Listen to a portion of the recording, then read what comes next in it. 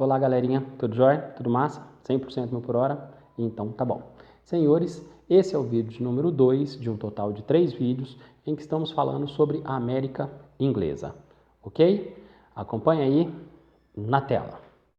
Nesse vídeo, nós vamos falar sobre a ocupação da América do Norte propriamente dita. Num primeiro momento, senhores, vai acontecer lá no ano de 1584 uma expedição liderada por um senhor chamado Walter Raleigh. Essa é a primeira expedição que tenta, de fato, povoar a América do Norte. É interessante a gente entender o seguinte: os burgueses, eles foram os principais fomentadores dessa movimentação. A coroa inglesa, ela chegou para os burgueses e propôs uma parceria. Nós te damos autorização, vai até lá, funda as colônias, o que você ganhar, parte das riquezas são nossas, parte das riquezas são suas. Não se esqueçam, senhores, que a América espanhola já estava extraindo muito ouro. Essa América espanhola já estava muito bem. E a América portuguesa, por sua vez, também estava bem com o pau-brasil. Então, esses ingleses queriam participar desse comércio. E deram aos burgueses, então, estabeleceram com os burgueses essa parceria. Na América espanhola e na América portuguesa, existia a iniciativa privada, existia a participação dos burgueses? Sim, existia. Mas só que na América espanhola e na América portuguesa, esses burgueses, essa iniciativa privada, ela era mais vigiada pela coroa. O que não aconteceu tanto lá na América do Norte, na América inglesa. Pois bem, essa expedição do senhor Walter Raleigh, ela foi para frente? Deu certo? Não deu certo. Essas primeiras colônias fracassaram. E fracassaram graças à resistência indígena.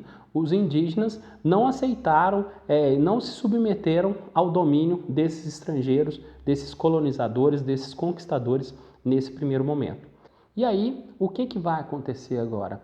Ainda em parceria, da coroa com os burgueses, com a iniciativa privada, vão ser constituídas duas companhias comerciais, a Companhia de Londres e a Companhia de Plymouth.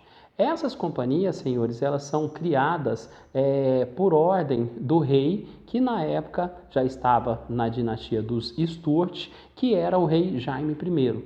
Esse rei determinou ou permitiu, autorizou que essas companhias fossem criadas. Para quê?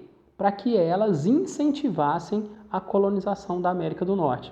Então, os burgueses dessas duas cidades ficaram a cargo dessa tarefa: mobilizar a colonização da América do Norte ou da América inglesa. Diante disso, já adiantei, o objetivo dessas companhias era participar daquele mercado em que Portugal e Espanha já estavam inseridos e estavam bem. Esses ingleses, então, queriam participar e pegar a sua fatia do bolo. E qual que era a estratégia para isso? Povoar a América inglesa, incentivar, trazer pessoas para que essa América do Norte, a América inglesa, ela fosse povoada. Essas expedições começam a dar certo, ao contrário da de Walter Raleigh. Lá em 1607, esses carinhas conseguem fundar a primeira colônia de povoamento que de fato funciona, que de fato vai dar certo. Qual foi o próximo passo aí nesse processo de colonização da América do Norte? O navio Mayflower, lá no ano de 1620. Mas, antes de falar do navio propriamente dito, vamos falar de um pacto que rolou a bordo desse navio, o Pacto de Mayflower. O que foi esse pacto? Um acordo de cavaleiros firmado entre as pessoas que estavam ali naquela embarcação. No final da viagem, alguns cavaleiros se reuniram e decidiram que no local onde eles fundariam a sua colônia existiria liberdade religiosa e liberdade de escolha. Esse é o Pacto de Mayflower. Agora, qual que é a importância desse pacto?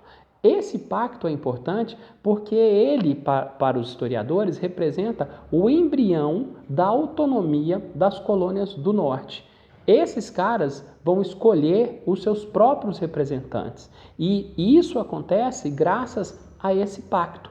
No vídeo de número 3 dessa série, vocês vão acompanhar as características das colônias do norte, que é onde esses carinhas vão se instalar, e uma das principais características é essa, é a questão da independência, da autonomia. E essa independência e autonomia aconteceu por causa do Pacto de Mayflower. Pois bem, esse navio Mayflower, então, ele tinha por objetivo colonizar a América do Norte. Ele trazia famílias, né, da Inglaterra para a América do Norte. E a bordo desse navio existia um número considerável de puritanos. Mas quem são os puritanos? Vamos entender melhor essa história. Os puritanos, senhores, são os calvinistas que viviam na Inglaterra. Massa, professor. Puritano, calvinista, vivia na Inglaterra. Não estou entendendo nada. Então vamos contextualizar que você vai entender. Esse momento da história é o momento em que está rolando as reformas religiosas, certo? Nós temos lá no ano de 1517 a reforma protestante, depois um pouquinho mais tarde nós temos João Calvino que adere a essas reformas protestantes e acaba dando ali a sua ideia a respeito da reforma protestante, e um pouquinho mais tarde nós temos a Contra-Reforma, que seria a resposta da Igreja Católica ao avanço dessa igreja que se formava. Então, estamos vivendo esse contexto. E esses calvinistas, na Inglaterra, os carinhas protestantes que seguiam as ideias de João Calvino na Inglaterra, foram chamados de puritanos. No que esses puritanos acreditavam? E calvinistas? Esses caras acreditavam na teoria da predestinação, ou seja, o destino de todos já estava traçado. Deus já traçou o destino daqueles que seriam salvos e daqueles que não seriam salvos. E esses puritanos acreditavam que o sucesso financeiro seria uma demonstração de que você era um dos escolhidos por Deus para ser salvo. Tá, mas por que eles fugiram? Por que eles estavam a bordo do navio Mayflower? Eles estavam ali porque eles queriam? Não, na verdade eles estavam fugindo. Estavam fugindo das perseguições religiosas. Nesse contexto das perseguições religiosas, na Inglaterra foi criada a Igreja Anglicana, que rompeu com a Igreja Católica. E esses calvinistas, eles criticavam tanto a Igreja Católica quanto a Igreja Anglicana. Esses caras, então, eram perseguidos por conta disso. É por isso que esses caras vieram para a América, com a intenção de fugir dessa perseguição religiosa e fundar uma colônia com as suas próprias ideias. Mas não eram só os puritanos que estavam a bordo.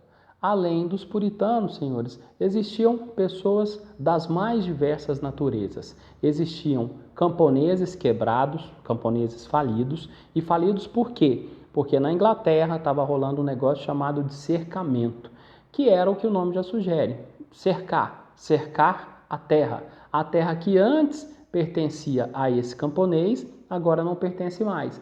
E esse camponês sai do campo e vai para a cidade em busca de trabalho.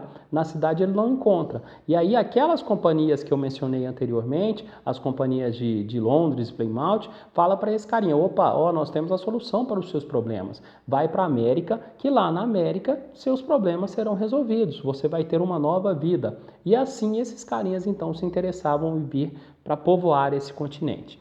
Além disso, nós temos também os degradados. Quem que eram? Os degradados eram os caras que tinham cometido algum crime em que não podiam mais ficar convivendo socialmente na Inglaterra. Esses carinhas também vieram.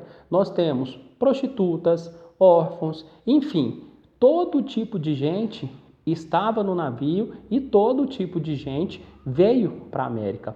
E para vir para a América, eles tinham que ser custeados. E para pagar essa viagem, eles estavam submetidos a um negócio que a história batizou de servidão temporária. Os caras viravam servos por um determinado tempo até que pagassem a sua passagem. E depois disso, eles seriam livres para tocar a sua própria vida. É isso. Muitíssimo obrigado pela atenção das senhoras e senhores. Nos vemos no próximo vídeo. Valeu. Fui!